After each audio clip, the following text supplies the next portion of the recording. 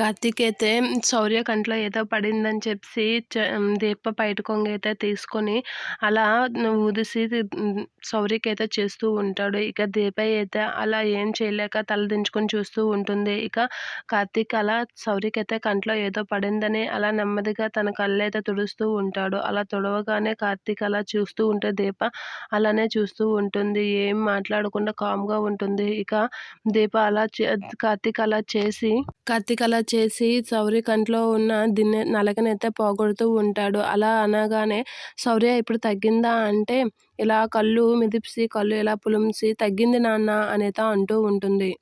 అలా అనేసరికి సరే అని చెప్పి మరొకసారి ఇలా అనేసి కార్తీక్ అయితే శౌర్యకి చెప్తూ తగ్గింది నాన్న, బాగా తగ్గింది. నువ్వు నిజంగా నా కళ్ళు నలక పోగొట్టేసావు అని చెప్పి థ్యాంక్ యూ నాన్న అని చెప్పి హగ్ చేసుకుంటూ ఉంటుంది. అదేంటిది నిన్న కార్తీక్ అని పిలిచింది ఇప్పుడు నాన్న అని పిలుస్తుంది ఏంటో శౌర్య అని చెప్పి కార్తీక్ అయితే అనుకుంటూ ఉంటాడు. నీకు కూడా థ్యాంక్ యూ అమ్మ అని చెప్పి శౌర్య అయితే దీప కూడా చెప్తూ ఉంటుంది. అలా చెప్పి అక్కడి నుంచి అయితే వెళ్ళిపోతూ ఉంటుంది. ఇక శౌర్య అయితే దీప అలా చూస్తూ ఉంటుంది.